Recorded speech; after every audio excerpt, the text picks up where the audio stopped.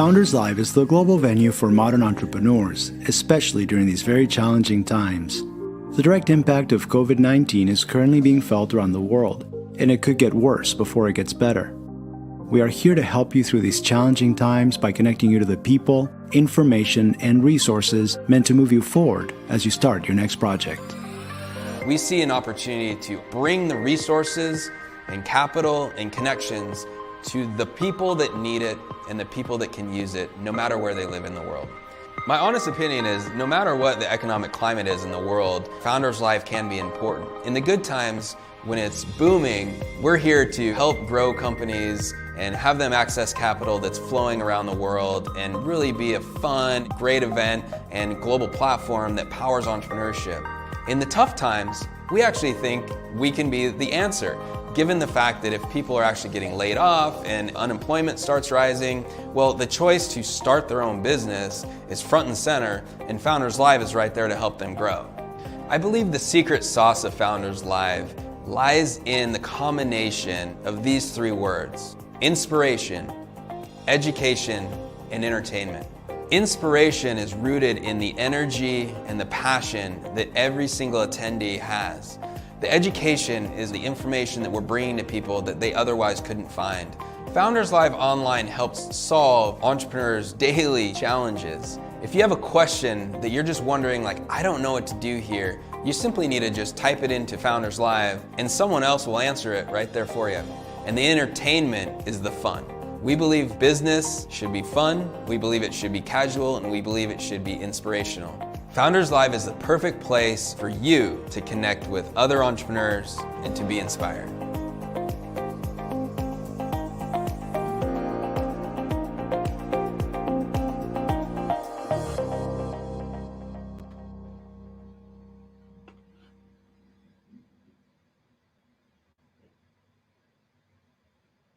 Hello, hello. Welcome everybody to another Founders Live Portland virtual event. My name is Virginia Lemos. I am Portland City Leader and your host this evening. We have a very exciting event lined up for all of you. We'll start by introducing Founders Live a little bit more. You just heard from Nick Hughes, CEO of Founders Live, and there's so much more to learn. So why don't we just get right into it?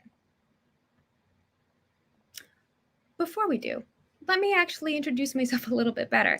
I'm your host, Portland City Leader, Virginia Lemos. I am a local entrepreneur, founder of a local startup company here, and so excited to be leader of this great organizing team of Portland. Founders Live is a great tool for networking, business support and resources. Let us know if you want to get more involved with the organization. We're always looking for more hands on deck, bringing more opportunities for the local community and local founders.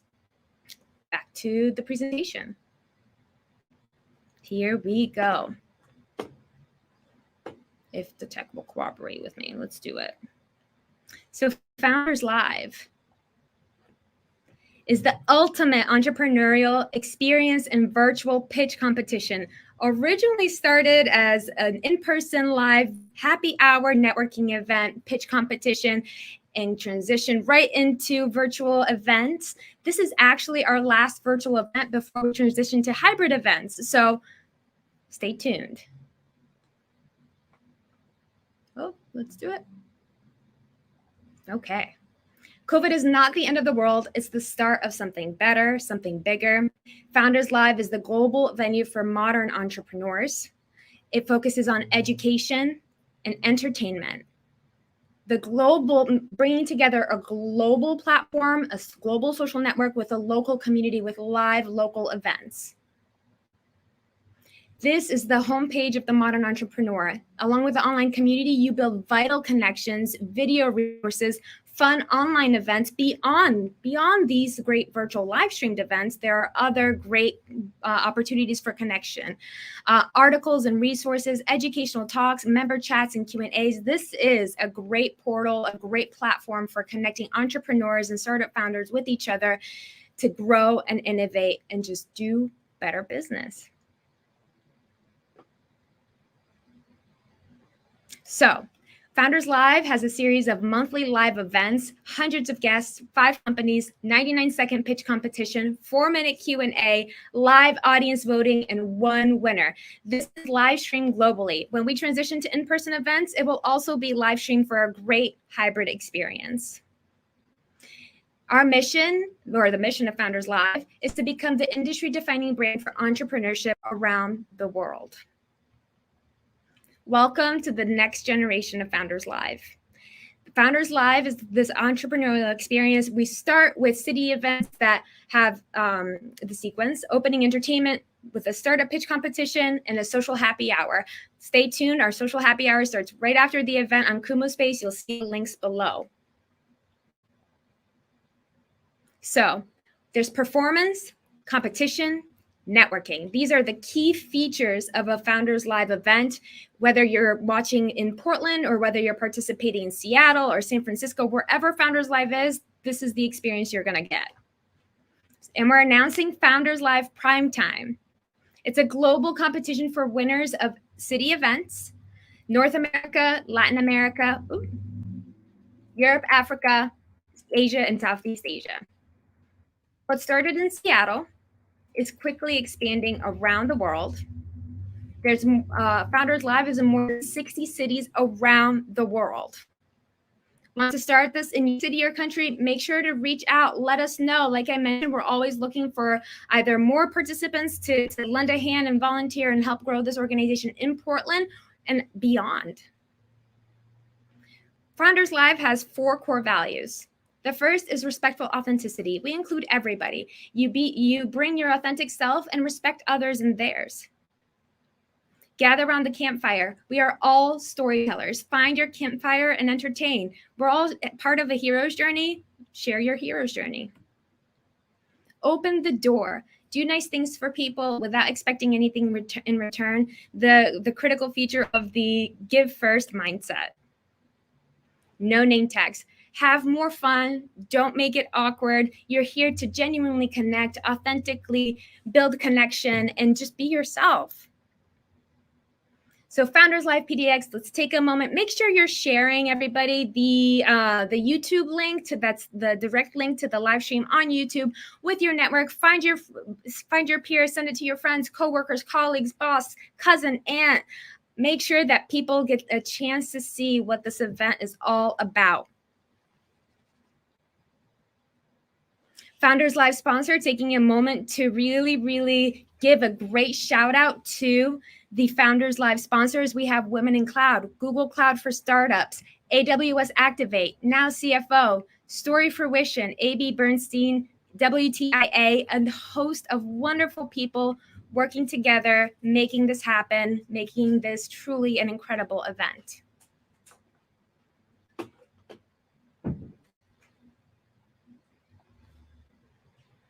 A little bit more about Women in Cloud. Similarly, a sense of values, community. It's a cloud accelerator giving a great set of programming and resources, as well as public policy advancement and advocacy. Check them out.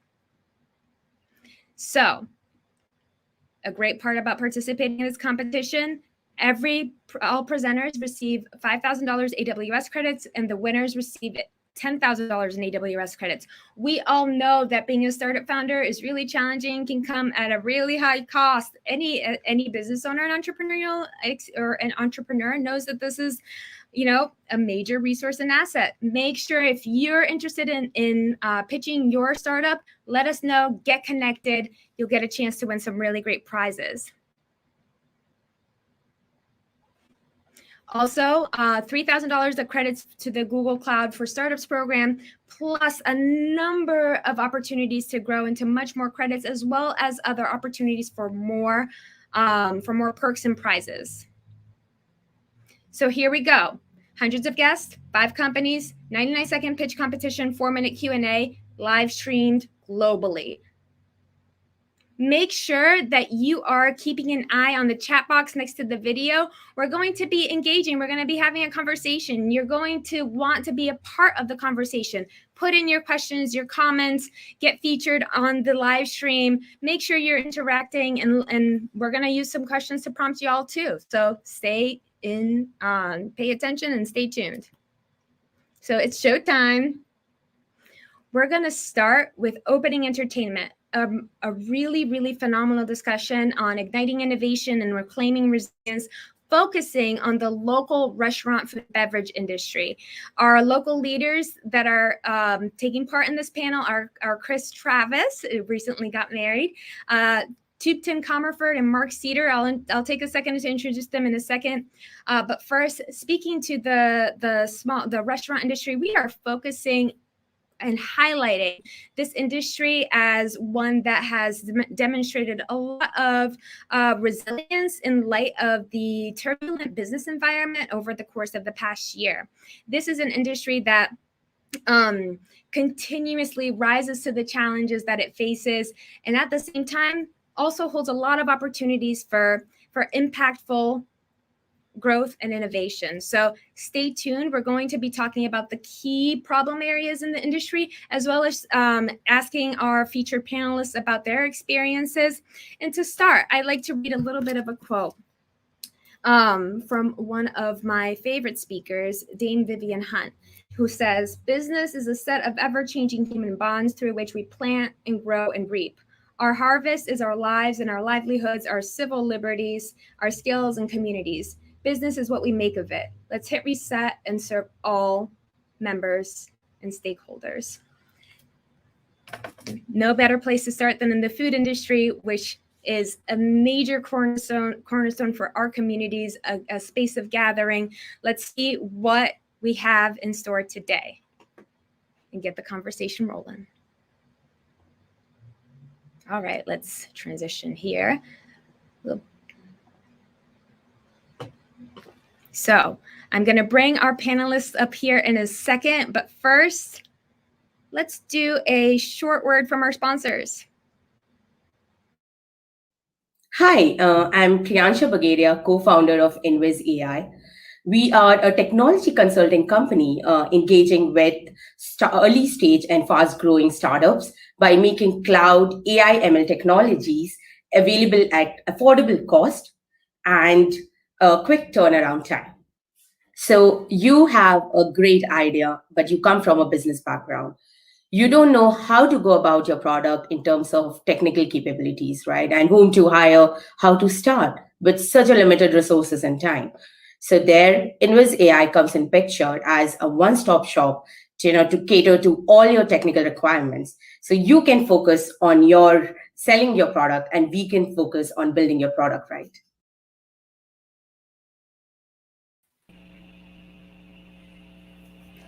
All righty, so we are all on screen here. Welcome, everybody. Can everybody hear okay? Yep. Yes. Great. So welcome to our local industry leaders. Just taking a moment to introduce our panelists today. Thank you all for making the time to be here. So we'll start with Chris Travis. Hi, Chris. How are you?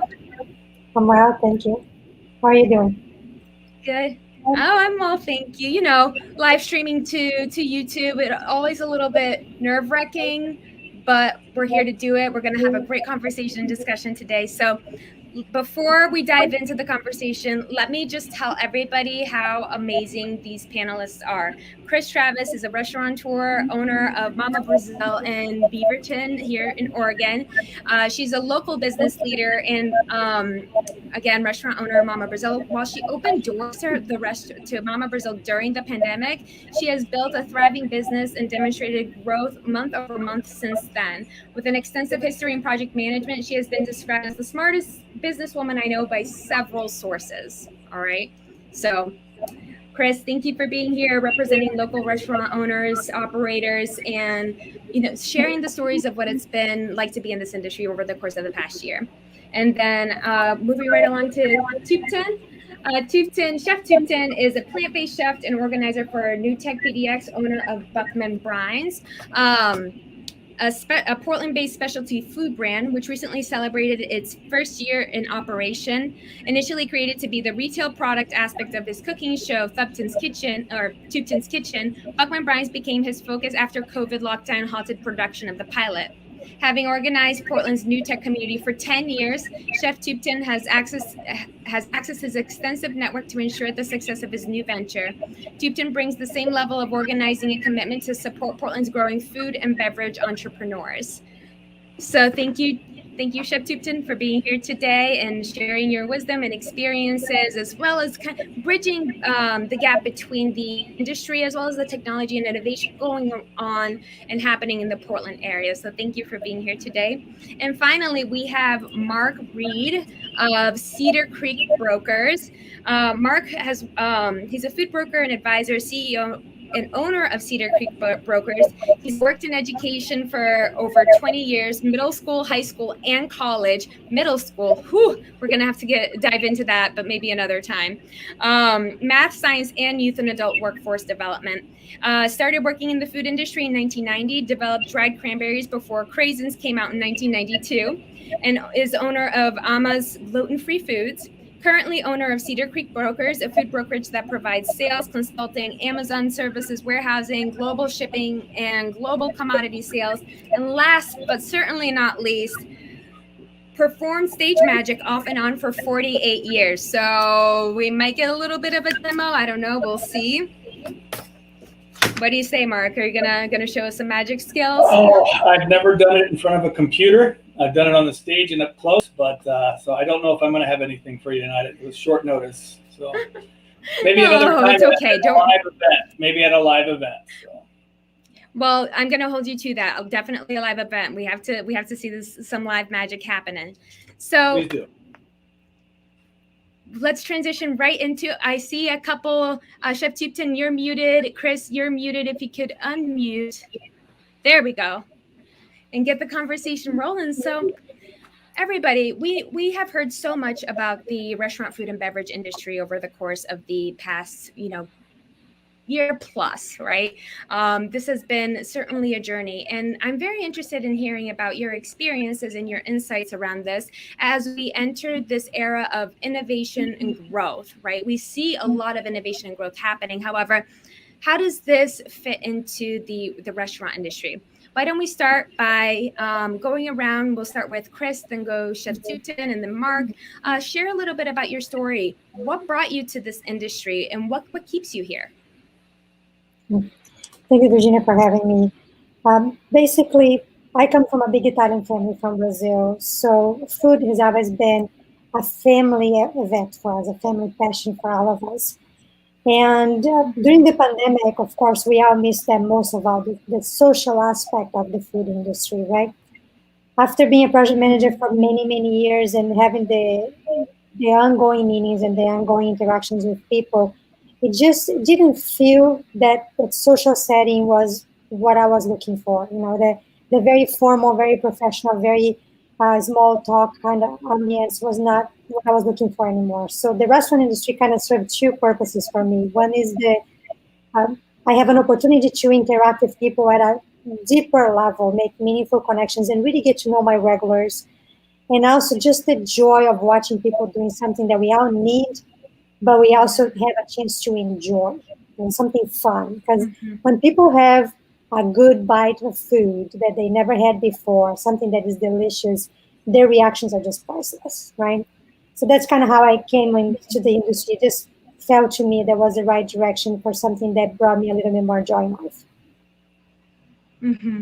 That's certainly very true. There's so much about the industry that brings people together and cultivates that feeling of connection and joy.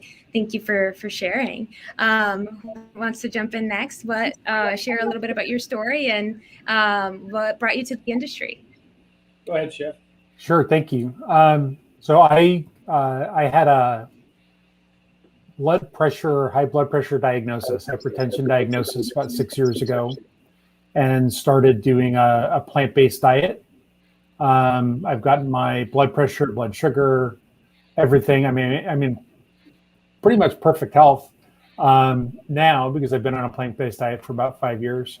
But something that I noticed once I started going down that road was that there was no plant-based content, even vegetarians, vegans, on literally any cooking show or network in the English-speaking world that I could find. And I thought, wow, this is crazy. I see this vegan wave coming, all these plant-based proteins and all this technology happening. I saw this wave coming and said, hey, there needs to be content for these people, including myself. And so I thought, how hard could it be to do a cooking show? And I found out it's really hard. But I put together a great team. We got all the way to the point where we were going to be producing our pilot. And that was scheduled to be produced the end of March of 2020. That didn't happen. But something I learned from next Food Network star on the Food Network was that you need to have not just your show, but an in-person experience, which was my supper club, which I did about every other month, 40 to 50 people, Italian cuisine. It was amazing. I had so much fun. People love my food. I love watching people's faces light up when they eat my food. And then you also need a retail product. And so I had been fermenting for a number of years. I decided to do fermented foods under the brand Bruckman Brines as the food, the retail aspect of my cooking show. And so when COVID lockdown happened, my pilot stopped, my supper clubs had to stop, New Tech PDX stopped, my cleaning companies, everything stopped, right? And then I was like, well, I could start over. I could go sell insurance. I could do, right? It was like, I really had, the world open to me. It's like, okay, what do you want to do? And it's like, well, I already branded this hobby. I love it. Wasn't a business at all. And I reached out to the local community and found other fermenters and asked them, how do you do this? They set me up with people to get me my license. I got into a community kitchen. That was a year ago. We outgrew our first kitchen in about 6 weeks. And I decided to be a direct-to-consumer brand. So we're doing door drops throughout Metro Portland. And I'm going specifically after the high-end specialty food gift market. And so I love sharing my flavors. The title of my company is Flavor Alchemist. I love bringing flavors together and experimenting in my kitchen. And when I find something that works really well, I create a product and get it out to the community. So it's been an adventure. And having come from tech, and I didn't know I knew how to eat food, I knew how to make food, but I didn't know how to sell food. And so it's a whole new world that I'm bringing, my experience as a business owner. But it's, being a food entrepreneur is definitely its own thing. So I'm bringing, my network and my energy to the people that I meet in the food entrepreneurs locally. And what I can tell you is that the local community for food producers is just as strong, if not stronger, than the local tech community. It's really inspiring. Just awesome folks willing to share they oftentimes won't share their recipes, but they will share pretty much everything else. And it's been a real joy and quite a rocky road, but we're making it. Thank you for sharing. I'm picking up on themes of connection, also the sense of nurturance and joy that comes from the industry and from being able to share these meaningful experiences with other people, right? Of creating something that other people will love and enjoy and feel nourished by, but also adapting and pivoting and reconsidering options for growth and expansion of food service and of the products that you're selling from a really creative position when you're forced to adapt, right? Or really kind of pushed over that. And Mark, I'm going to toss the ball over to you. I know we talked a little bit about this too, but tell us your story. What brought you to this industry and what draws you to it? Well, my grandfather owned a tomato, corn, and strawberry farm in Maryland. So the joy of being in those fields and riding on a tractor as a little kid, created a lot of passion. My mother was a phenomenal cook. I worked in restaurants all the way, high school, college time frame. I went into teaching, but I realized after several years that my true passion was really food. In fact, I do all the cooking in our household, so I still enjoy putting a great meal together. I started the cranberry business for 10 years. We took it worldwide, and then it all ended. I won't mention the competitor that we were going up against, but they did some stuff that made it very challenging to continue. So back about 5 years ago, I remarried, and I met a woman on our first date. She told me about a product from the Dominican Republic called casabi. And casabi is made out of one ingredient. It's a crispy flatbread that's been made for a couple thousand years. And so it was a standard bread food in the DR, Dominican Republic. So we started doing that, and we grew it, and then we just couldn't get the funding we needed. And then COVID hit. And so there were a lot of things that were happening at one time. And so I looked at my wife and said, this is something else I had considered doing, and we pivoted, and we started Cedar Creek Brokers. And before we wrapped up the casabi business, we picked up a few accounts. We set up our company, and I don't usually have to pick up a phone. People know who I am from the last 30 years of being in the food industry, so I get calls. But we've really pivoted to become more than just a brokerage. And so I wanted to use all my the advising I had done over the last 20 years, my food knowledge, from ground all the way up to grocery and convenience, and the restaurant industry, the food service industry, and global connections that I had. And so we decided to do this. And so when COVID hit, though, and everything shut down in March, literally we had 0 purchase orders until August. It was dead. People did not want to talk to us. In the grocery industry, food service, distributors, people were having a hard time even sourcing ingredients at the manufacturing level. So there was just a big pause. And so I just have to always remind myself when we're going through these challenges to take a deep breath, know that they'll work themselves out. People are problem solving. In fact, one of the first things I heard is that somebody in the barbecue industry had a barbecue restaurant, doesn't serve at a restaurant anymore. He's all, takeout and Uber, and he's profitable. He had to pivot. So I've heard all these stories from all over the United States, all over the world, what people are challenged with and facing. And so, we try to, we work with a lot of small startups. That's who I prefer. I'm not interested in selling Coca-Cola, so we look at very healthy products. In fact, the casabi, we still manage our friend's casabi business on Amazon for him. And so that's one of the things we do, where we've become quite expert there. And casabi is gluten-free and vegan and paleo and keto and AIP and PKU. And everybody who has a food issue can eat casabi, except for people allergic to cassava or yucca root.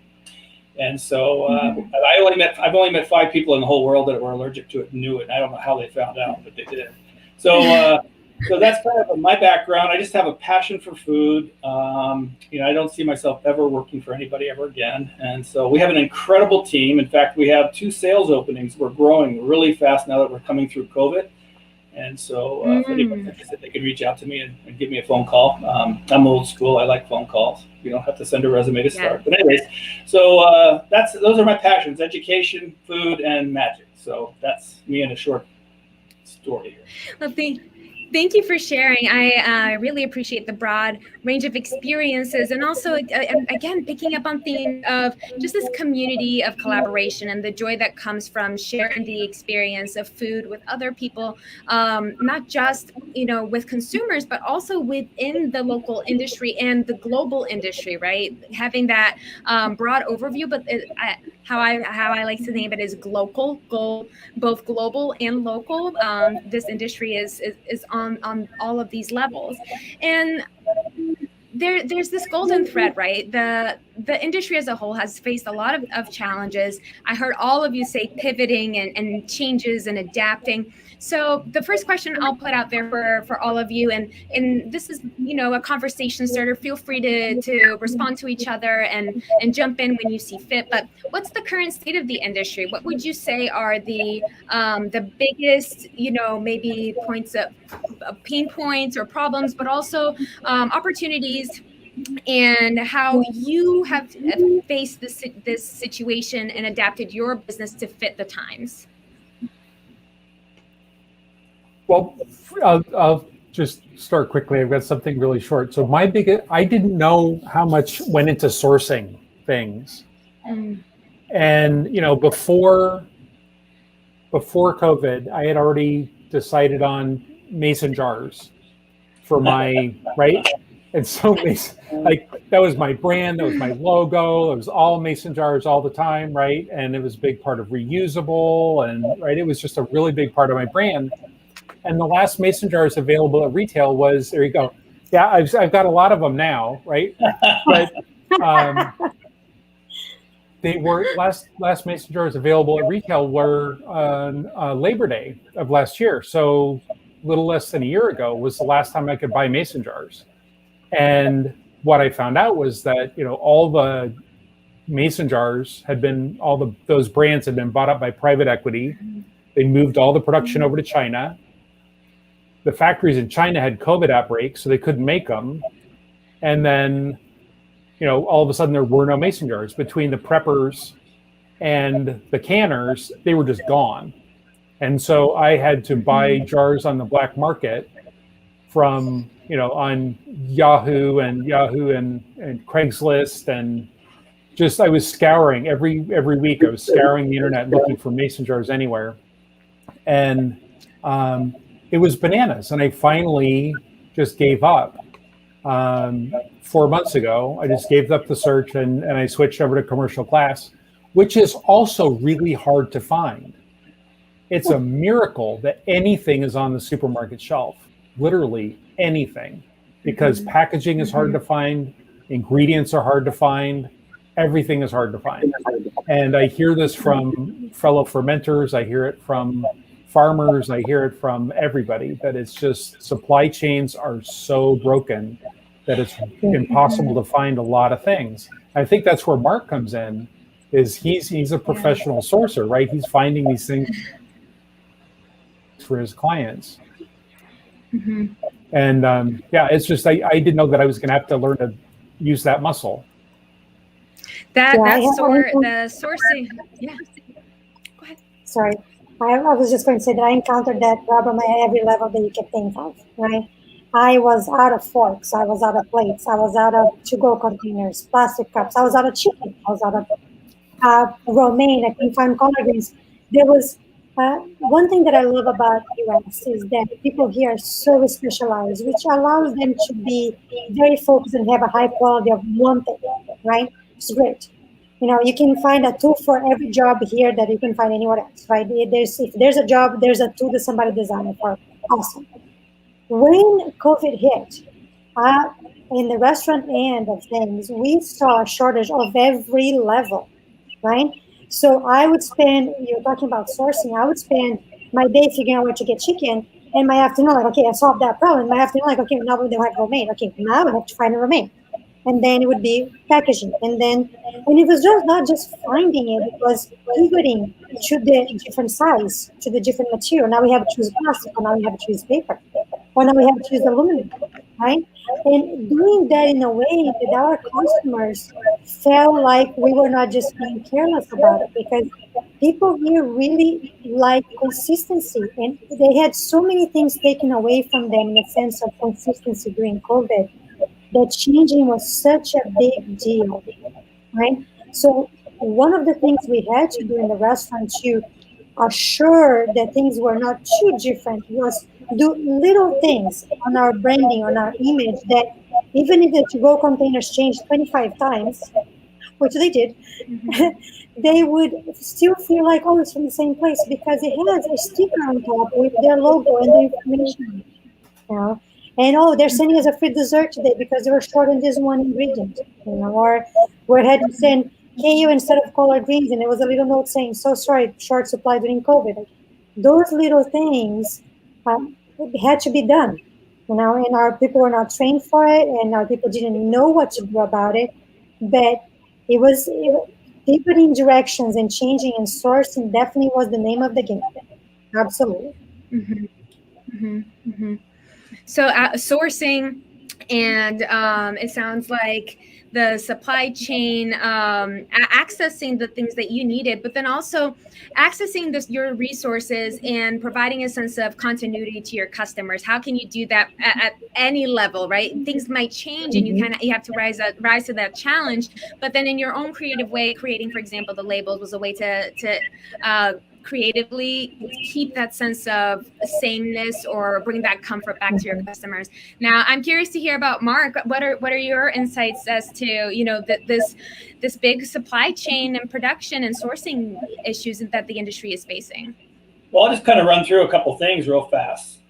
In the distribution thing, they can't find staff to drive trucks. That's one big problem. And they can't get enough containers to come into this country or leave this country. All the ports are backed up. So, you know, again, a distribution issue. With the school districts, we're in 40 states with school districts. They have these one-year contracts with their distributors. And when they shut schools down and all that food, they had to come up and pivot there. But the large distributors nationwide and the regional ones, a lot of them are in such heavy debt load because they had all these supplies or they couldn't get them from the farm. So there was just a whole bunch of bottlenecks all through that whole piece there. But the number one thing I hear from restaurants and coffee houses and grocery stores is they can't find enough workers. And I think we're getting a reset economically on this whole planet, especially here in the United States. And I think people are going to have to take a really deep breath. And I hear the pros and the cons about why people are doing that or living off the government or this or that. But there's a bigger issue, I think, going on in our country. And I won't get into that, but that's a problem that bottlenecks things as well. People can't grow. They can't have, like you say, they can't grow their businesses or just be stable with a set group of people. On the manufacturing side, I noticed one of the reasons we saw a lot of empty shelves in grocery stores and other places, they can't find ingredients. And legally, if you have on your package, these are the ingredients, you can get in a lot of trouble with the government, other situations, or grocery buyers won't buy if the ingredients don't match what's there. But that's a big problem. And so again, I think we all have to take this deep breath and kind of let these things settle back in. And I still think we're looking at, honestly, after 30 years, I think we're looking at 2022 before things start looking even more normal. So there's a lot of things that are normal now. People have problem solved their way through. I'm growing, but I'm looking for sales staff. So I have the same issue. I can't grow any faster than I can, there's only 24 hours in a day, and I do like to sleep.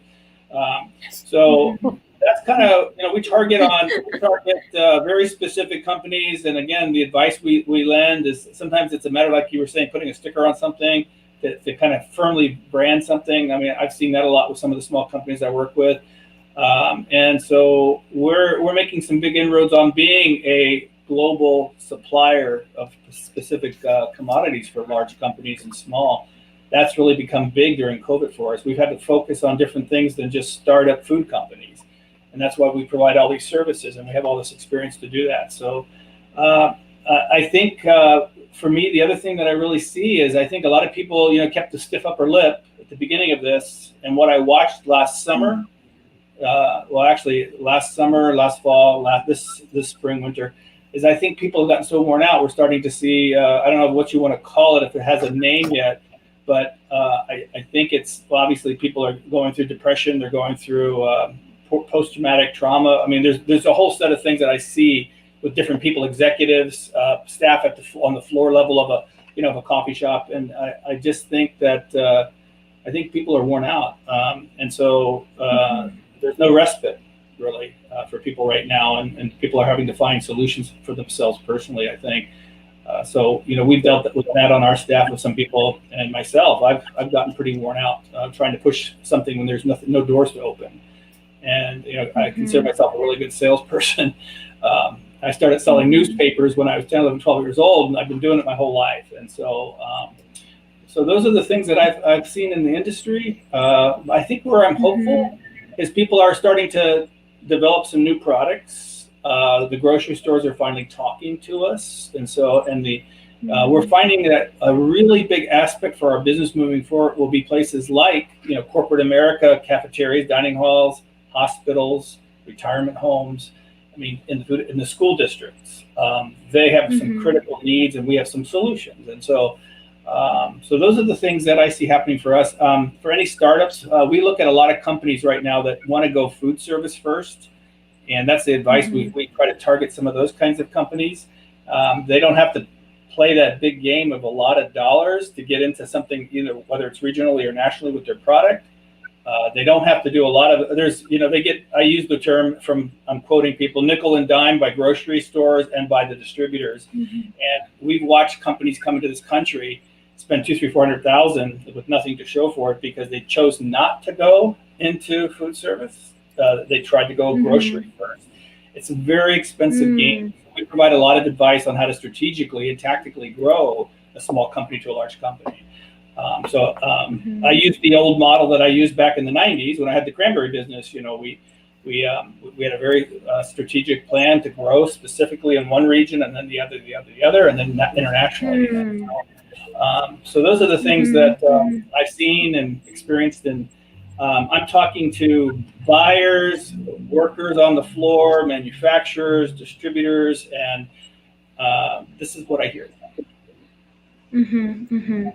And so what I picked up on is it sounds like workforce and labor shortages that disrupt the supply chain and causing numerous delays. That's a big issue facing the industry as a whole right now. And something else that I heard you speak to, Mark, is this notion of transparency, right? Like what's going on across the supply chain from people, producers, all the to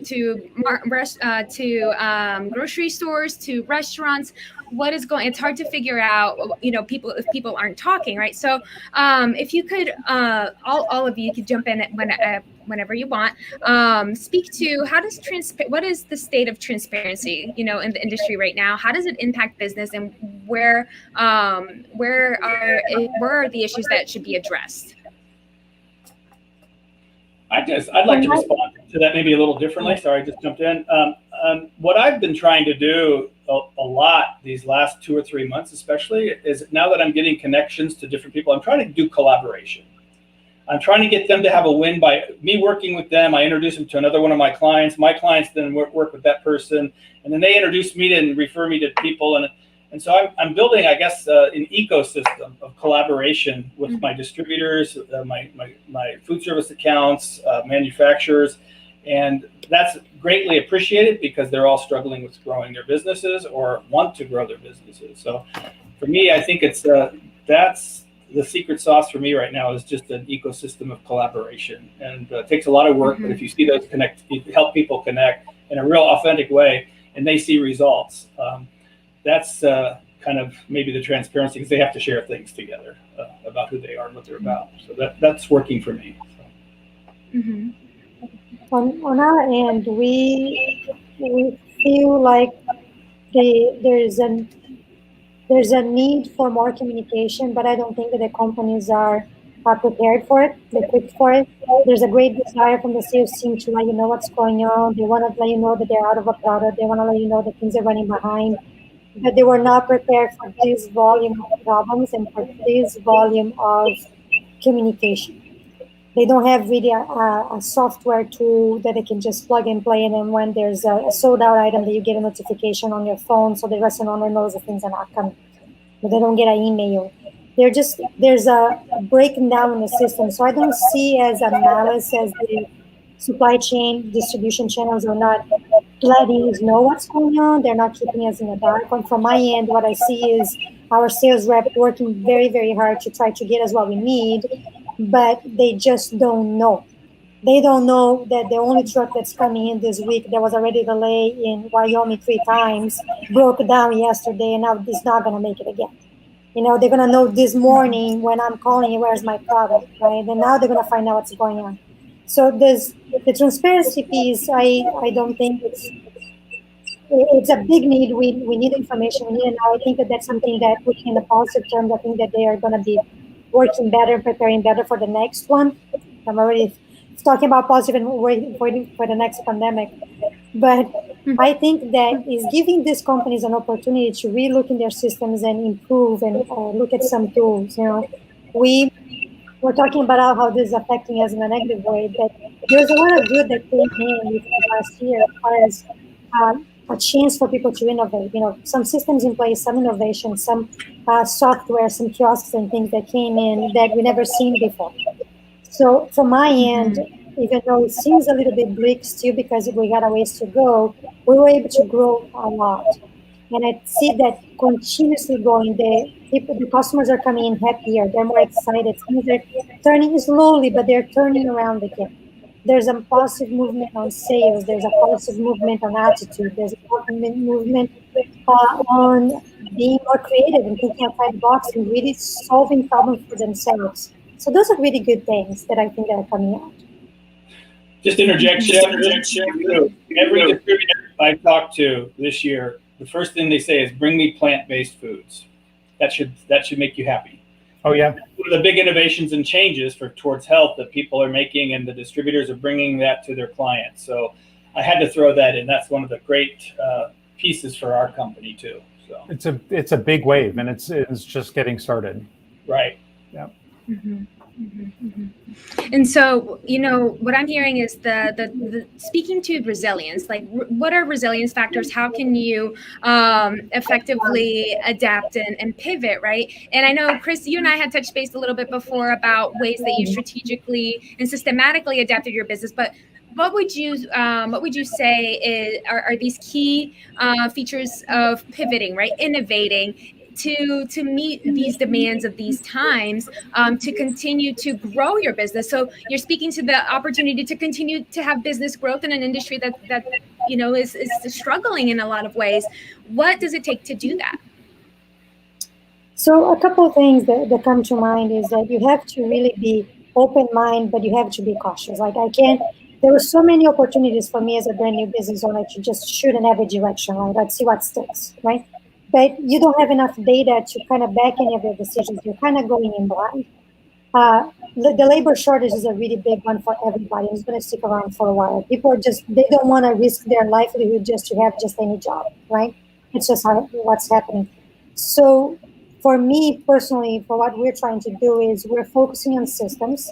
Anything that we can do more efficient, better, cleaner, sourcing is a big deal for us. Just trying to find to give you an example, on a small restaurant like mine, the difference between going to one vendor and getting everything from them, a big guy like Cisco, versus me going to 4 or 5 different channels and looking for what the price is a difference of $600 a week on my purchase bills, right? It's a big jump from what just the convenience of buying out from one place, right?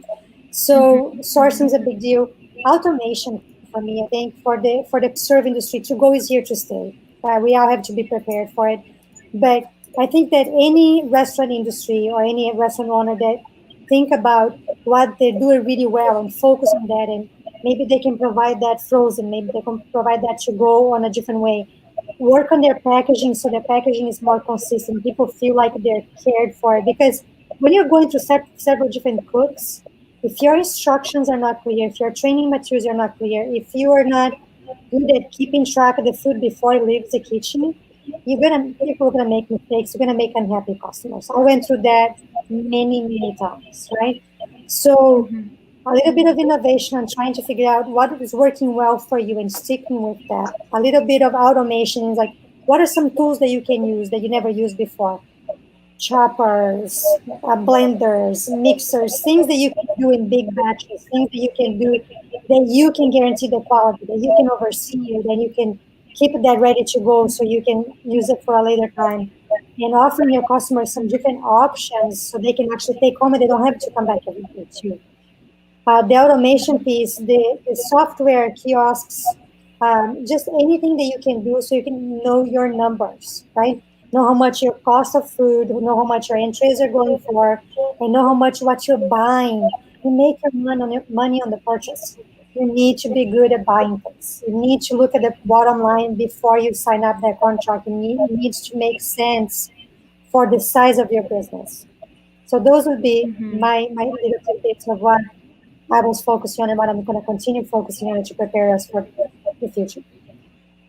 And so, it's a really dynamic answer to a really dynamic and big question, right? And what I did hear is that developing really efficient systems that help streamline your business, right? Because as much as we love food and the food industry and the food service experience as consumers of the service, it's also a business environment. And so approaching it strategically, what I'm hearing is is the best way to go about it in order to reduce those costs and to also improve your chances of success and growth over the long term. And it sounds like a great transition into the conversation about technology and innovation, because I did hear you speak to automation, right, Chris? That there's this, one of these systems is definitely technology and automation. So where does that come in now? What is the state of technology in this industry, and where does it need to go in order to fit your needs as business owners? For us, the delivery systems are here to stay. The online orders are here to stay. Customers, they need to have everything accessible to their phone. For better for worse, their expectations of things are 5 minutes or less, right? They want everything. They even expect the food to be done in 5 minutes or less now, which is always funny when they walk in and you tell them that 15 minutes until their entry is done, and they look like 15 minutes. Like, that's a long time. And it's so those things, like the delivery systems has been a big challenge for us. The commission fees has been a big challenge. That's not going to change. But we did learn this year that the consumers are okay paying for them, you know? So what I see is that try not to reinvent the wheel, try not to swim against the current, right? If there's a trend going that direction, educate yourself, get the tools, get an understanding, try to figure out what works for you and how to minimize your cost on that. But just trying to say, oh, I'm not going to do delivery is not going to happen, right? If you want to stay in business, you're going to have to do what the consumers are looking for. So listening to your customer is a big deal. Just kind of trying to find out. As far as technology, for me, apps for delivery systems are a big one.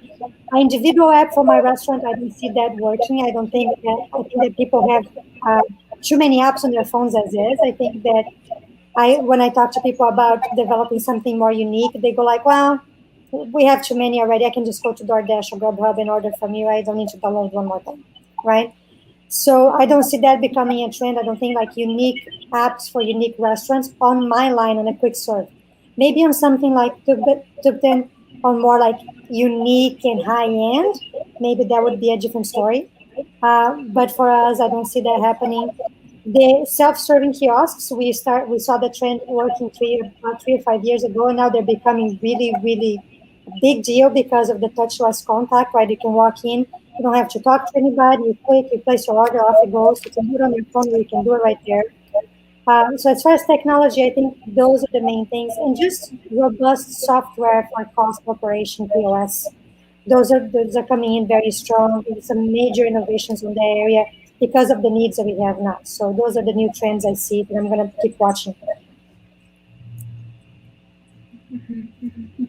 So big points that I heard here that, there's lots of technology that's here to stay. There's a lot of technology that's catering to the customer experience for customer engagement and to make the consumer's life more efficient. And what I'm hearing on your end is that there's this opportunity for the POS or the changes that are happening are related to like point of sale and the kiosks that would be more in your establishment, in your location to facilitate your operations and continuously help streamline that process and reduce costs. Does that sound right? Yep. Oh, technology. We're having some technology issues. All of a sudden, I can't hear anything. 1 second.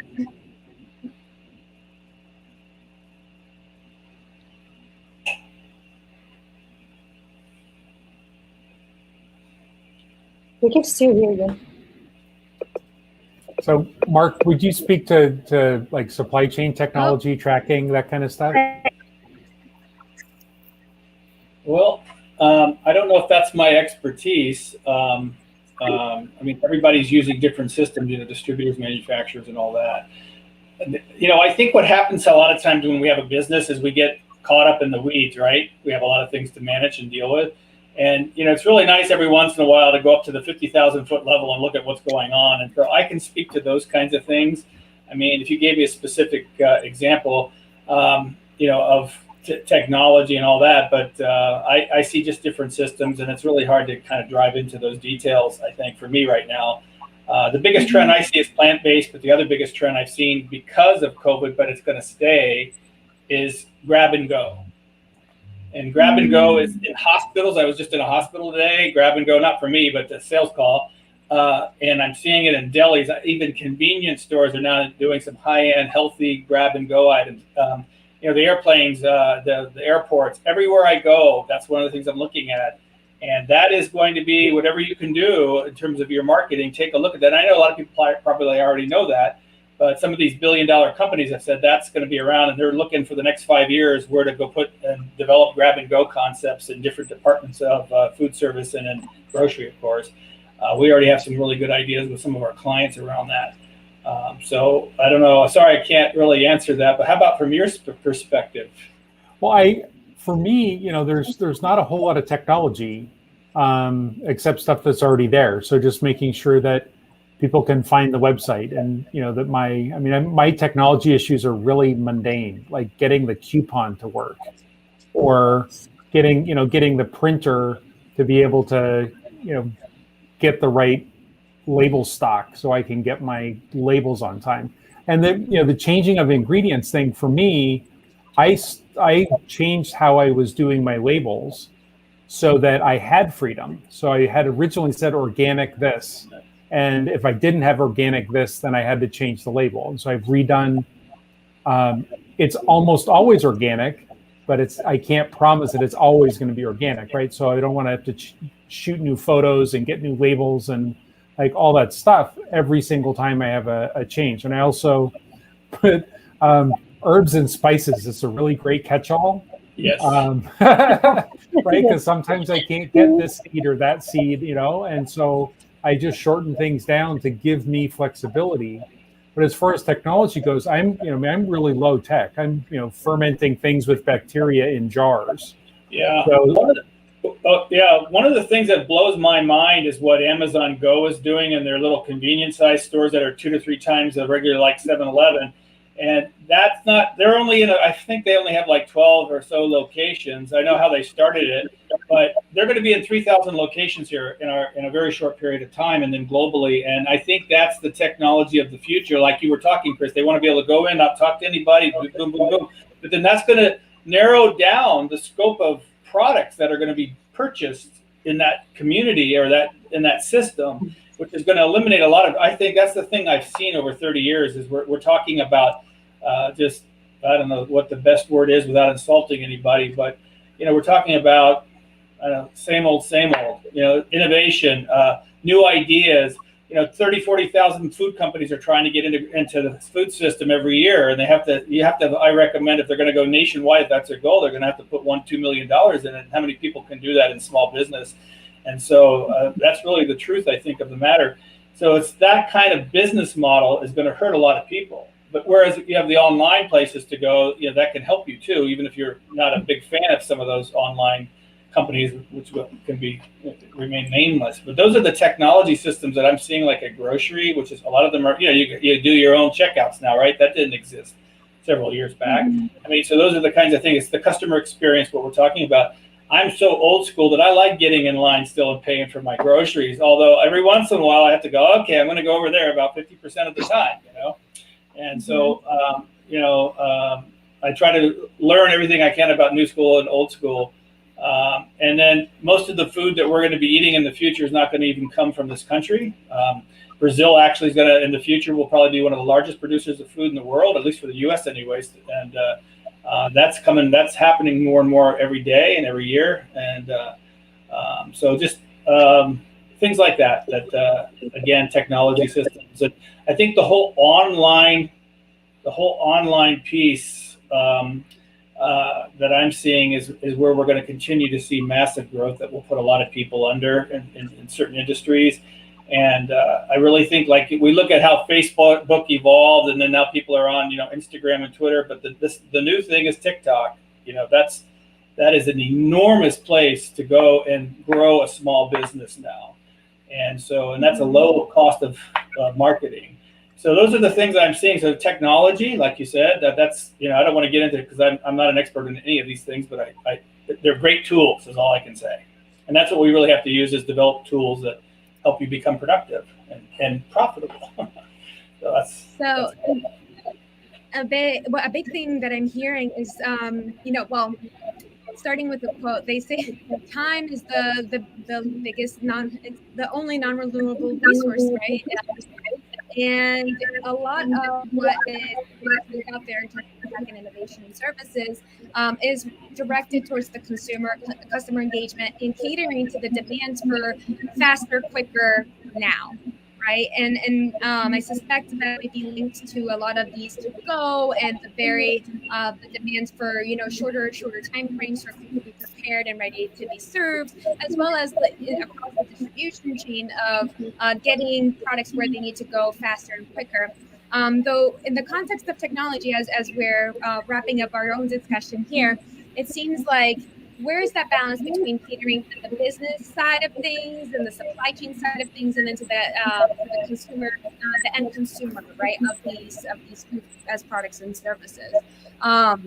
So thank you all. We want to make a transition over to the pitch competition. I really appreciate the time you've dedicated and your insights, as well as sharing your experiences. Please, everybody, take a look below this video. You're going to have all of the information from our speakers today. Feel free to reach out to them. If you'd like, please reach out to me, connect, and I will make introductions to any of the speakers you've seen here today. Thank you all. We'll do a quick transition. I will put in a couple words from our sponsors, but closing comments? I had a great time. Thank you for having me, Virginia. And for anybody who's watching, I would love to connect on LinkedIn and maybe do a Zoom call and see if we can build a community even more. Thank you for having me. Yep. Yeah, thanks for having me. And feel free to reach out through the website, email. My information is going to be there. If you have any questions or you just need a little bit of mentoring or some help, reach out to me. I'll make time to help out as much as I can. Sounds great. Thank you all so much. Just a quick comment. If we have a question, fascinating panel discussion really reveals the amazing adverse impacts felt by the F&B industry here and beyond. Thank you so much. We will continue the conversation offsite.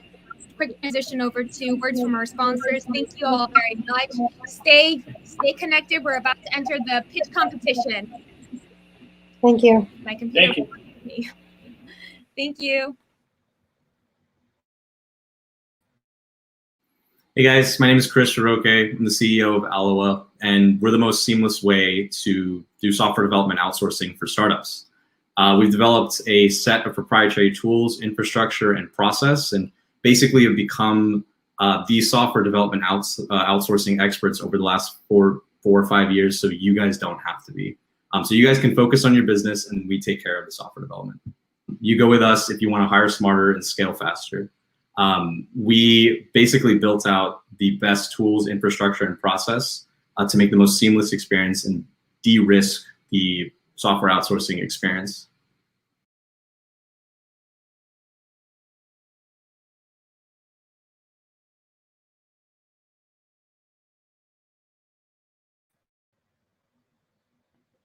All right, everybody, we are back and quickly transitioning over to pitch competition.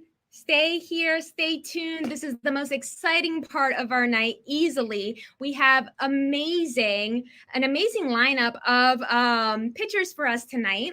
So, let me go back to my presentation here for y'all.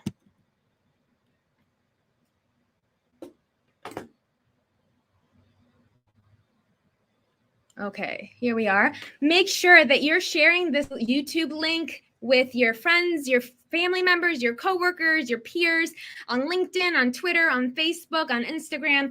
Get the word out about what we're doing tonight, and stay tuned for more to come. Technology, let's do it.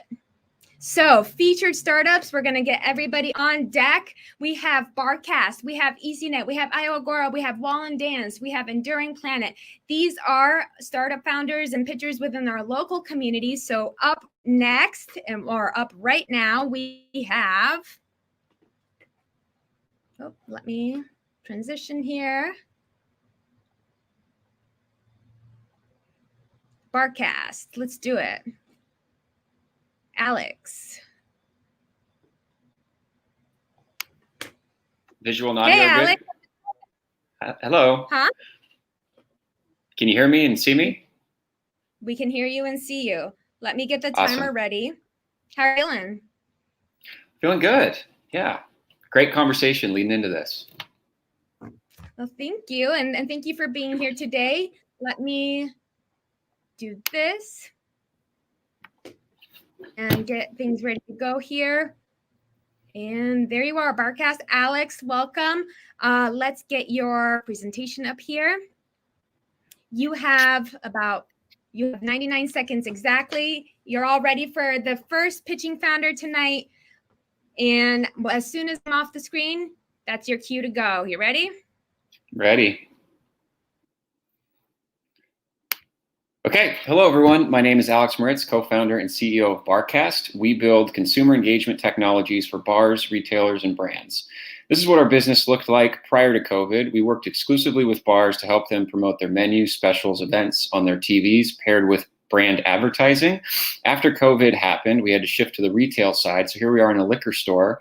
Currently work with 1 out of 3 liquor stores in the state, and our advertising is special because it's interactive. What you saw there was a text for a rebate offer. This is kind of what it looks like on the consumer side. So you text for the offer, you browse rebates that the spirits brands contract with us. All you got to do is upload a picture of your receipt, put in your payment details, and as soon as you submit that, you'll get a Venmo or PayPal payment within 48 hours. After you've done that, we give you the opportunity to download our app for additional rewards and incentives for visiting our retail and bar locations. From the retail and bar perspective, this app helps them generate new foot traffic and loyalty.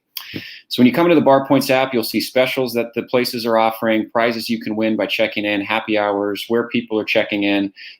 You could browse locations near you, and then when you finally make it to one, you can go ahead and check in, get a little digital passport stamp and some points. With those points, you can redeem them for cool prizes. We're always adding new prizes. You check out leaderboards in your passport book there. If you'd like to see how that workflow works for raffles and get access to our app, you can text raffles to 37293. And then these are a couple additional services that we offer retailers. We also do custom websites and QR code menus. If you'd like to learn more or get in touch, here's my contact information, and we will be at the Northwest Food Show, booth E9, Sunday and Monday. Thanks for your time. Awesome. Right on time. Right on time. Cool. Thank you for sharing. We are transitioning now to the 4 minutes of Q&A. If anybody has questions about Barcast for Alex, please make sure to, let's take this off screen for a second. Make sure to add your comments in the chat box. We want to see them. We want to hear them so that we can also ask. So let me reset our timer here. 4 minutes. So let's see here. Starting with a question. Let's see. How big is this market opportunity?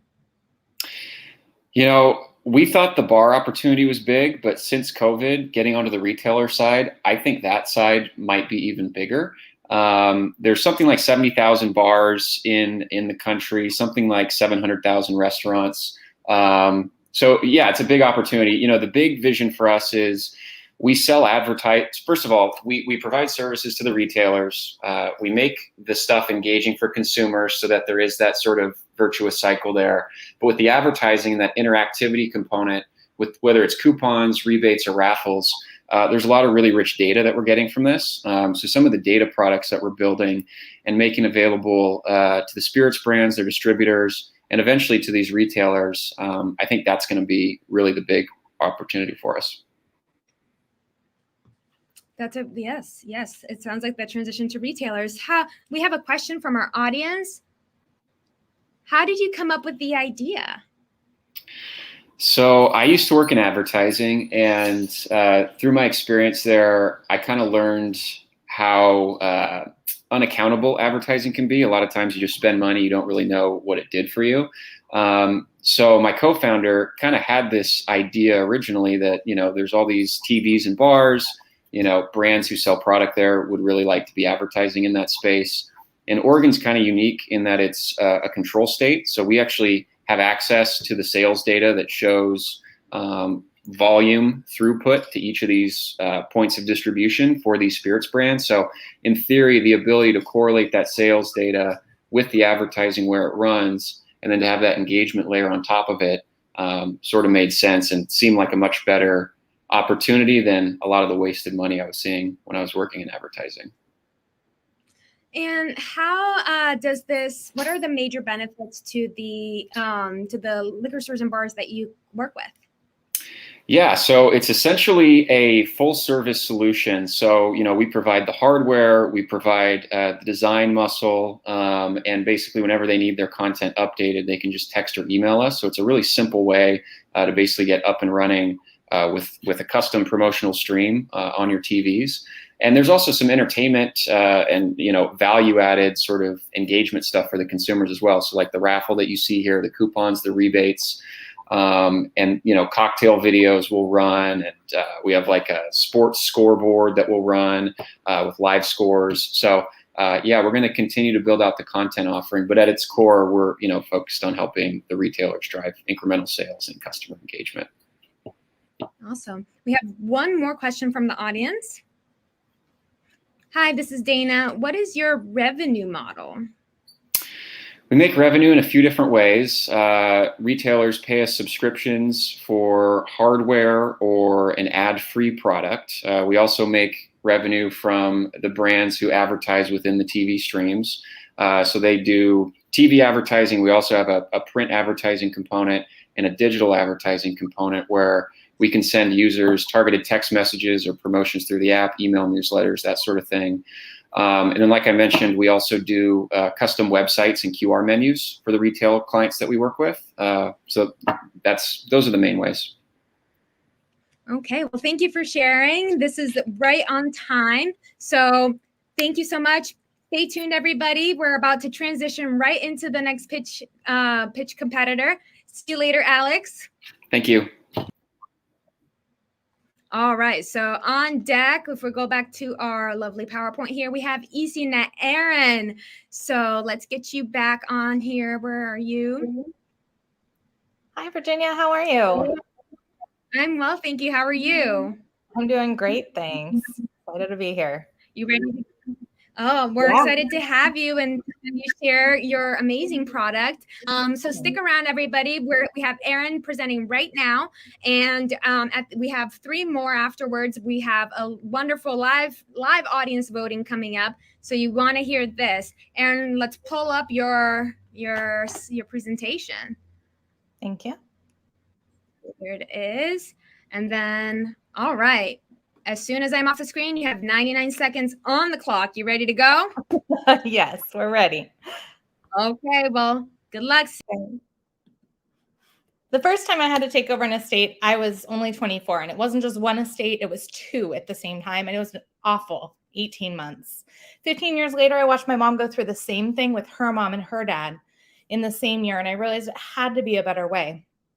And it already takes 570 hours to settle an estate. 20 years ago, when you had to take over, it wasn't easy, but you could find things. You knew where to look. You could find the bills in the mail. Today, most of us have more files online than we have in our office, and bills arrive in our inbox instead of our mailbox. And every account has a username and password required for access. If you don't plan ahead, your loved ones are literally locked out of your important assets and treasured memories. Estate planners tell us failing to plan for your digital estate is the #1 issue facing families today. Introducing EasyNet. We make your online life easy to see for you today and your loved ones tomorrow. It's a unified solution to organize all aspects of your online life, including a simple, secure password manager that automatically captures and autofills your passwords, document storage and sharing accessible from any device, anywhere, journaling, and a legacy worksheet to capture critical life details that a lot of us just forget to pass on. We launched in April 2020 and partner with estate planners, pre-need funeral companies, and as an add-on to other services. We're over 10K in MRR, and we're rapidly adding new partnerships. Digital estate planning is a $3 billion market today, and it's growing. And EasyNet is the easiest, most elegant solution to this critical problem. Thank you so much. Great timing. Perfect Thank you. timing. Okay. We'll transition into Q&A for you. Let me take a look here. If you have questions for Erin, for EasyNet, and this great product, let us know in the comments below. I have a question for you. Who are your main competitors? So our competitors are either on the password management side or on the digital vault side. We're the only one that combines both. And the reason we did that is because we recognize people are not going to do this if it's a chore to keep it up to date and manage it. So, obviously you're familiar with the password managers that are out there. Everplans is probably the most well-known of the digital vaults, but a lot of people still don't know them yet because it's such an emerging market today. So it's an emerging market today. It sounds like, something that's a really, really useful tool. What would you say is your biggest, what makes it the biggest resource for people moving forward? Why is it really important in their life? So average American has well over 150 accounts for every email that's out there. And so when you try to keep track of everything and organize it and be able to pass it on to your loved ones, the reality is digital assets are just handled so incredibly differently than traditional assets. So where traditional assets, you've got your will and you have your executor and you have a legal right to those assets, it's not handled the same with digital assets. And if you don't plan ahead, your loved ones literally are locked out with little to no recourse at all. Mm-hmm, mm-hmm. And so it sounds like you give them access to and support around this estate planning issues that are really challenging. We have a question from the audience. Sunny, as an estate planning attorney, I'd see the need and benefit of this concept. Longevity is crucial. How do you overcome consumer brand trust concerns? Great question, Sunny. So, yes, we are a startup, but we've been around. We launched in April 2020, but we started development back in 2018. We worked really, really hard on security at our foundation because obviously you have to trust us with your data. We also have made a commitment to all of our customers that in the unlikely event we do go out of business, we're going to maintain the servers for a minimum of a year after that point so that they would have plenty of time to transition their data to another place if they needed to. Mm-hmm, mm-hmm, mm-hmm. And so you're giving this sense of security and guarantee. We have another question from the audience. How safe is this? There's been there's been we've heard a lot about cybersecurity recently. Yep. How safe is your product for consumers? Yeah, like I said, we built it with security at its core from day one. Every single thing that's on our site is fully encrypted with AES 256 encryption end to end, which means that it's never ever stored even at rest on the server. So when the data is not being used, it's never stored in plain text. It's always fully encrypted. Why is that important? So most of the time when you see companies that get hacked and they're like, oh, by the way, all your information got out, it's because it was stored in plain text on an encrypted server. We have an encrypted server and the data is encrypted on the server. We also have two-factor authentication. We have emails from anytime there's a login from an unrecognized device. And there's a number of other proprietary security features that we have on the back end as well.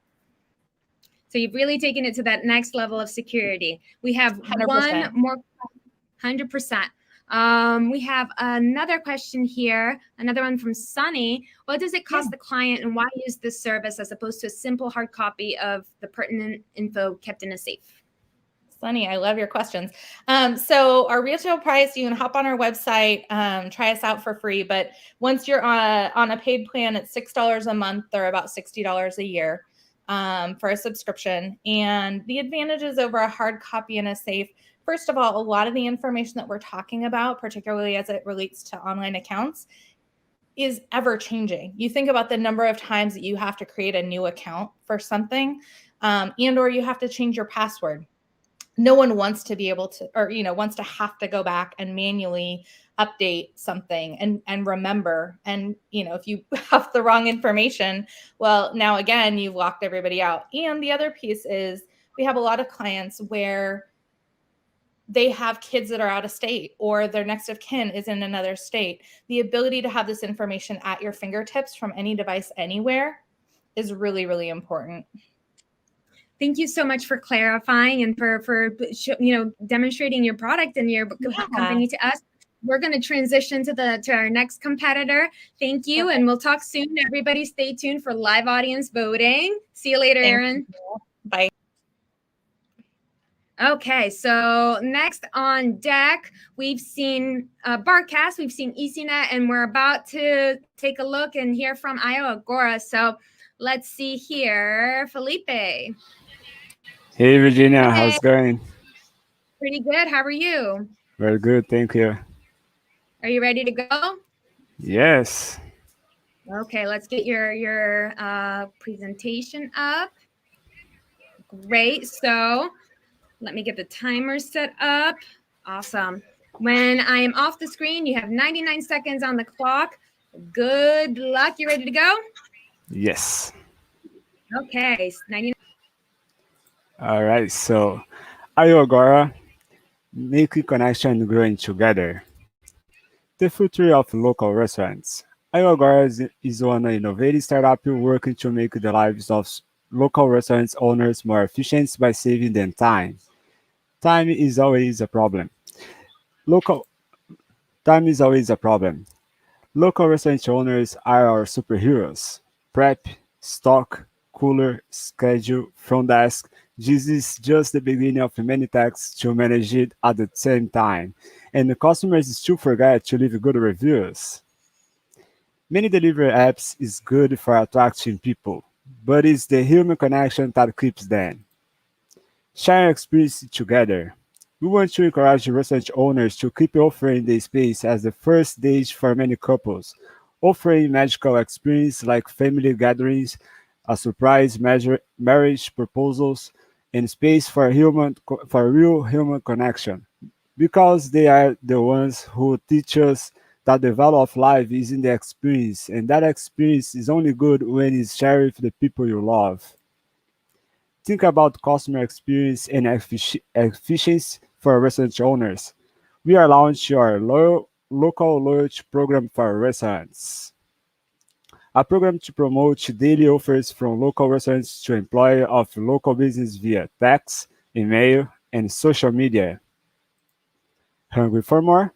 Come join us at Northwest Food Show August 1st and 2nd on booth 816. That's it. You're out of time. You good? Okay. Yes. Thank you so much, Felipe. Let's remove this. Well, thank you. If we have questions, make sure that you're putting them in the chat. So let's see here while you guys have a second to come up with your questions. Let me think of one. Okay. So what motivates you? What motivates you to launch this product to the local community? The social impact. In 2020, 110,000 restaurants closed their doors. I coming from the food industry. I was working with restaurant owners 8 years of my life, working like in a dishwasher, as a driver, helping in a kitchen. So I know the experience I know how the restaurant owner can provide a unique experience. And when I saw 110,000 restaurant owners closing the doors, I feel very mad because when I come here to America, I'm an immigrant, So I'm here in America for 5 years. And when I come here to America, it was the restaurant industry that make me feel like in a second family because I left all my parents in Brazil. I come here to America, and it was the restaurant industry that bring me to hold me to feel like in a family again. And when I saw, so I make good friends in restaurant owners, with coworkers. And when I saw the industry closing the doors because was not able to make enough money and was missing some resource to keep the doors open, I decided to move and I decided to help. So this is how I created this idea. I come up with this idea to try to help as much as I can the restaurant industry.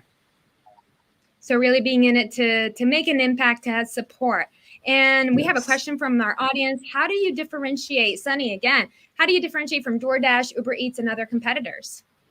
So we don't do delivery. We are doing marketing for now for the restaurant owners, and the second step, our product is for dining experiences. So we are not competing with DoorDash, Grubhub. We just keep the focus on the dining experiences. So with our app, the customer don't need more sit in the table and like do like that, wait for the waiters coming to the table, take the order, and then after 15, 20 minutes, they're gonna receive the plate at the table. So with Audio Diner, you can just do everything on the phone, make a reservation, place the order, and then you can have the full experience and spend more time with your friends than than just speak with the waiters and staffs from the restaurant owners. Okay, well, it sounds like it makes it much more efficient for the consumer and also helps the restaurant owners. We have another question from the audience. How can restaurants benefit from a partnership with Iowa Agora? Well, starting from the fees, Iowa Agora don't charge restaurant owners. We just charge the customers. So this is a big difference for restaurant owners who is have some problems with some apps similar to us to a high fee, and then also we just charge the customers and we give it back for the restaurants 15% of commission. So we don't pay. The restaurant owner is charging nothing, and also we give 15% of our commission for the restaurant industry to help them to keep their doors open. All right, it sounds like it does in fact make a big impact. Well, we're right about on time. Thank you so much. We'll transition to the next one. Thank you, Felipe. Thank you, guys. We'll see you Thank later. you, Virginia. See you. All right, everybody, let's see who's on deck. We have Wallen Dance and Chin. Let's get you on here. Hello. Hey, how's it going? I'm good. How are you? Oh, well, thank you. Are you ready to go? Yes, sure. Okay, so let's add your presentation here to the stream. Everybody, Chin, you ready to go? Wallen Dance. Wallen Dance is on deck. When I remove myself from the screen, you have 99 seconds on the clock. You ready? Yes. Okay. All right. Here you go. Oh, did it not? Wrong. Let's try that one again. Okay. Let's reset and. Hi, everyone. This is Chin, the CEO and co-founder of Wallen Dance. Wallen Dance is the most active online dance fitness platform. We stream the classes directly from our partner studios to the users worldwide. The reason why we started the company is because as a big dance fan, I found that there are so many talented dance instructors with very low hourly wages. At the same time, there are a lot of students like me who want to follow their favorite instructors and dance with them remotely. We believe that through our platform, we can help these dance instructors and the studios to grow beyond their existing student base. During the pandemic shutdown period, we helped the studio survive, and the students can take the classes from their homes safely for a healthy life. In the past year, more than 30,000 users worldwide connected with other like-minded dancers and instructors to share the fun of dance through our platform. We're here today not to make food, but we're here to help the small business owners in the food industry to be more successful. Here's how we can help. First of all, we create a health and wellness program for your employees online. Second, we provide a partnership program to help you to generate more revenue with your current customers. And if you want to know more, ask me more questions in the Q&A session. Thank you. Right on time. Great job. Let's transition to our question and answer. Here we go. Here we are. So we have a comment before anything here. We have a yes, love this coming up. And so we're looking forward, let me reset the clock here. We're looking forward to hearing more about this product as we transition here to our Q&A. Remember to put your questions in the YouTube chat box so that we can populate them on screen. Oh, I forgot to change something here. Before we start questions, I want to make sure we have the Yeah, what you are Chin. So, okay. Okay. Here we go. 4 minutes on the clock for question and answer. Make sure that you're putting your questions in the chat box starting.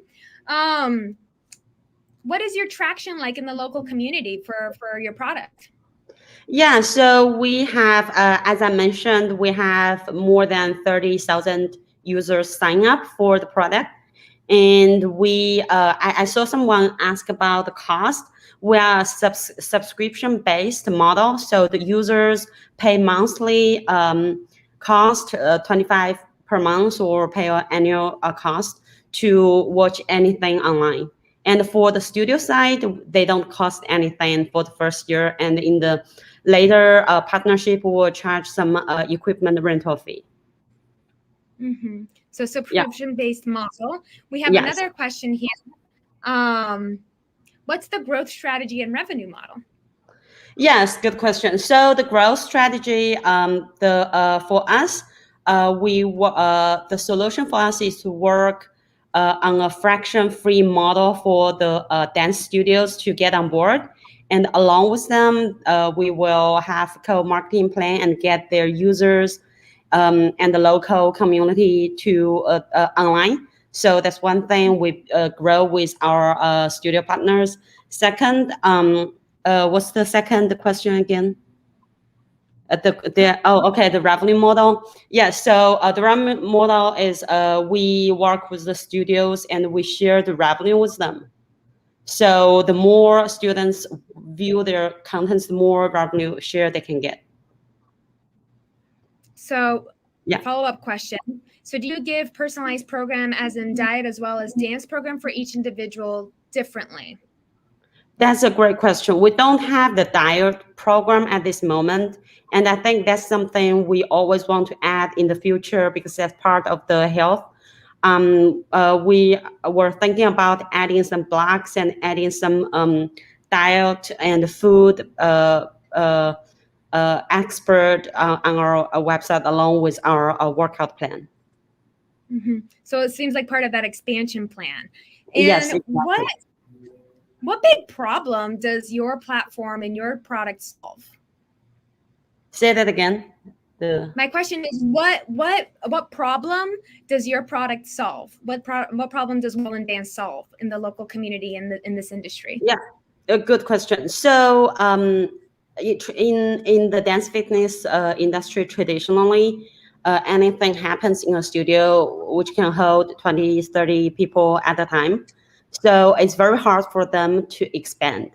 But by bringing all the contents online, they can reach out to a much broader audience there. And that's the reason why my goal is to help the small business owner and the hardworking dance instructors to reach out to a broader audience and help them to make, more revenue out from their talented work.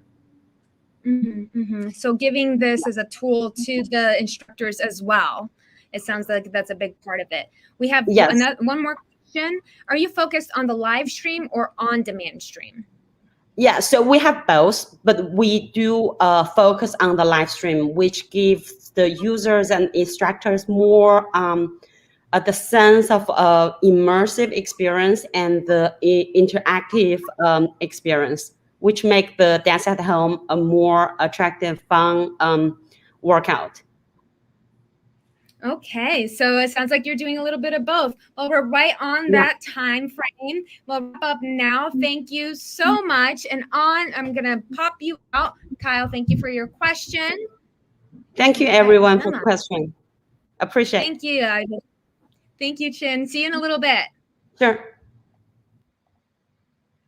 Okay, everybody, we'll transition. The last presenter we have on deck is Enduring Planet. This is Dimitri.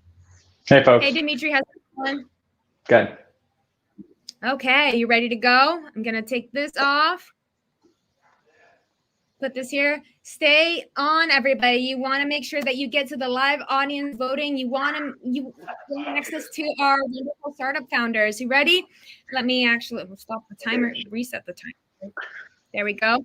When I pop off the screen, it's your mark to get going. 99 seconds on the clock. You ready? Let's do it. Yep. Hi, everyone. I'm Dimitri Gershenson, co-founder and CEO of Enduring Planet.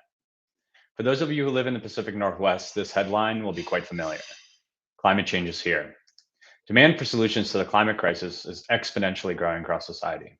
Corporate net zero commitments, government mandates and targets, consumer purchasing preferences are all pushing the largest economic shift in our lifetimes. But climate entrepreneurs struggle to access efficient growth capital at the right terms, at the right time to meet this existential challenge. So we at Enduring Planet are working to solve that. We're building the non-dilutive capital platform for all climate entrepreneurs, big and small. Starting with revenue-based financing as our first product, we're leveraging machine learning to rapidly and efficiently originate, diligence, and make investments into post-revenue, high-growth, high-margin climate startups, all on terms that work for entrepreneurs, no personal guarantees, no collateral, simple pricing, and legal documents. And RBF is just our first product.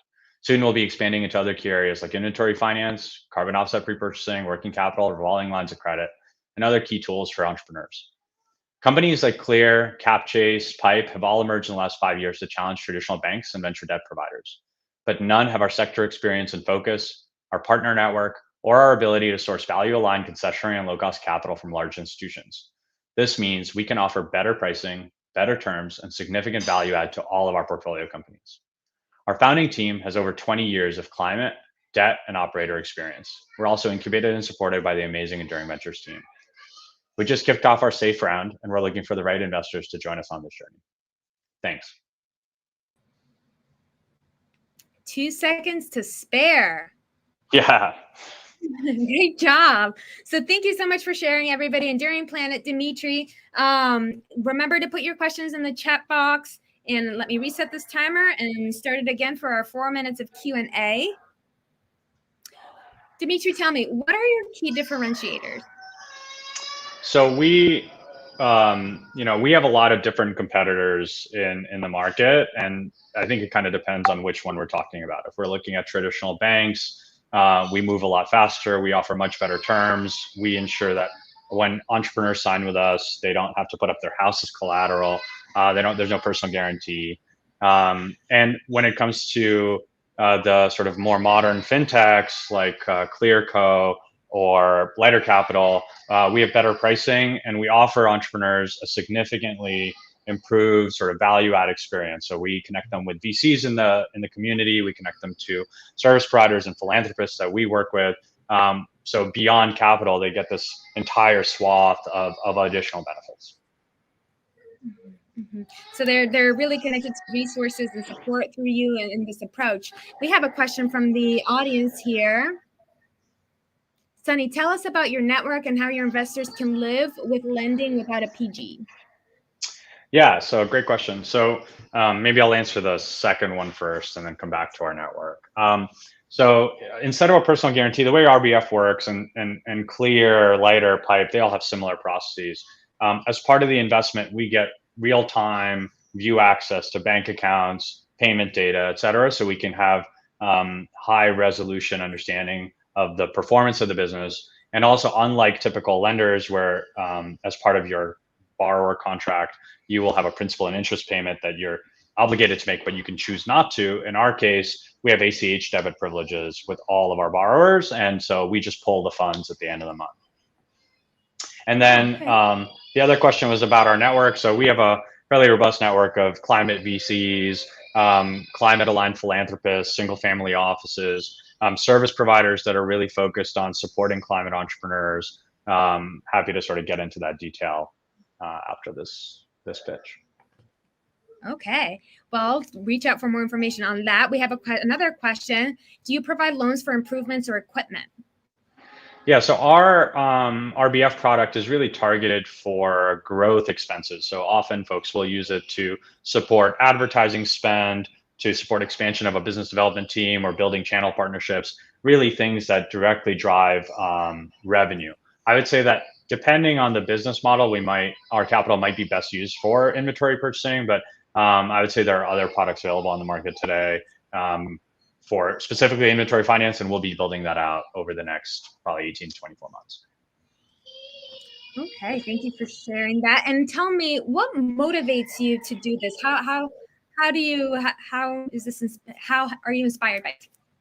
Sure. So I've been working in climate and impact investing for over a decade. I actually started my work internationally. I lived and worked in Honduras and South Sudan and Kenya. I spent 5 years at Facebook working on climate in various capacities and investing into funds and entrepreneurs solving these challenges. And my entire career, I think every time I talk to a startup in the space, I hear the same things. Capital is really difficult to access, and it's a big barrier to growth. And so I figured it was time to solve that. Well, we have a great follow-up question. Reedy asks, so it is secured. How do you find the targeted entrepreneur? Yeah, so RBF is technically considered an unsecured loan product. Similarly to Clear, for example, that they've made $2.5 billion worth of RBF loans in the last 4 years. The security ends up being the sort of ACH debit privileges, view access, and also built into the return profile is some margin of risk based on the typical repayment criteria, like the repayment performance in this market. And in terms of finding the right entrepreneur, we do that through our own manual outreach, referrals from other entrepreneurs, VC referrals, and also as we start to do more transactions in the space, we're going to be investing pretty heavily in our brand so that as entrepreneurs think of capital, our name is first. Well, that's great. Thank you so much for sharing and for answering the questions. We are wrapping up. Thank you, Dimitri. We will see you a little bit later. All right, everybody, it is time. The time has come for voting. You just saw 5 amazing entrepreneurs, leaders, founders in our community, paving the way to amazing innovation that will generate an immense impact in our local community and industries. Take a moment to vote. Go share this resource with your network, and we'll take about 5 minutes. I'm going to set my timer again, and go vote. Go vote for the person or the founder that you resonate with the most, you're most inspired by. Take this opportunity. I will see y'all in a second.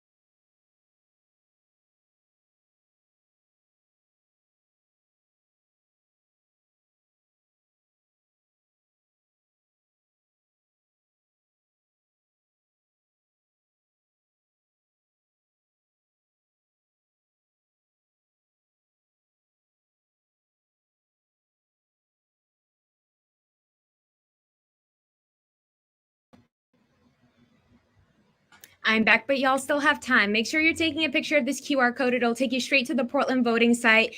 And down below this video, there's also the link to voting. So we're going to transition out of the screen in just a second and onto something else. I'm going to stop the screen share.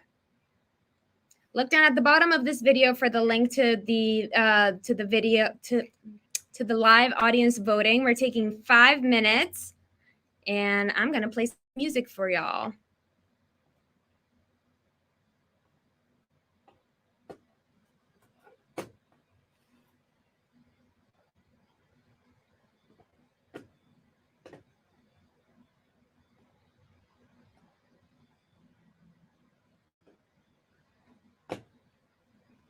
Will it go? We'll see.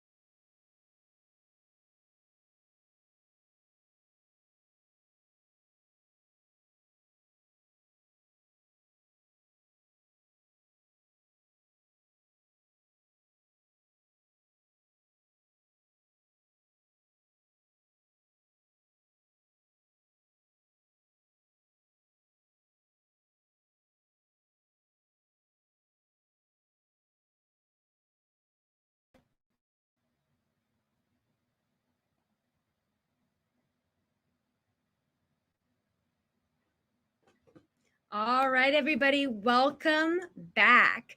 Let's pause this music here. There we go. Welcome back, everybody. The results are in, and we are ready to announce a winner. But first, a very nice comment over here that I figured I'd share because this is just, it's lovely. Oh, great job, everybody. This was a very nice event. Thank you all for coming, for participating, for viewing. Make sure to share. Make sure to follow Founders Live events on Eventbrite where you registered, or follow all of our participants on LinkedIn or Twitter. We have a great collection of very active members in our local community. You definitely want to stay connected to them or connect with them, talk to them. I guarantee they have so many insights for you. So we are ready to announce our winner. Let me stop that screen share so that I can share the results of our voting. I feel like I should be doing the do do do do do do do. Let's do this. Who is our Portland City leader? Or I'm the Portland City leader. Who's our Portland City winner? Okay. Here we go.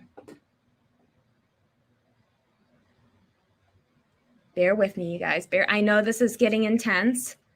Bear with me. Here we are.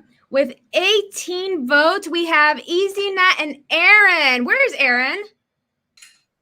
Hey. Look at that. Thank you so much. Well, thank you to the audience very, very much. Yay. I have to change the banner over here. You have made a wonderful Portland City leader, Virginia. So thank you. This has been a lot of fun. Oh, thank you. And thank you all for bearing with me. Sometimes a live stream can get a little bit tangled up, but it's been absolutely lovely. How do you feel as the official Founders Live Portland winner for our second and last virtual event? So I'm the last winner ever. You're the last winner virtually. The next one will be in person.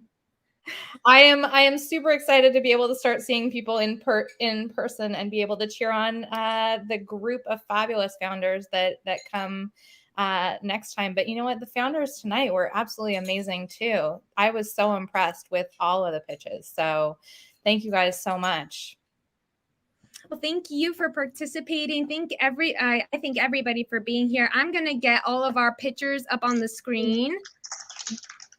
And just everybody can give a round of virtual applause here.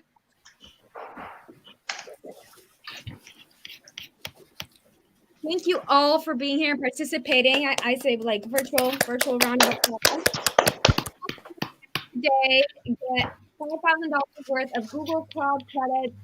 If you want to pitch your company, get in contact. These are prizes that we are just giving to anybody who participates because we want to raise awareness and also help promote the wonderful innovation, the wonderful activity that's happening in our local community. Thank you all for being here. Thank you, Aaron. Congratulations, Aaron, on winning. Any comments from you guys? This was amazing. Virginia, Thank you. Great job, Virginia. Thank you. Wow. Thank you. Great job, Virginia. That was awesome. Thank you all so much. And great job to all of you. Thank you so much for collaborating. I'm going to say goodbye to y'all, and I'm going to bring in our speakers. Woo.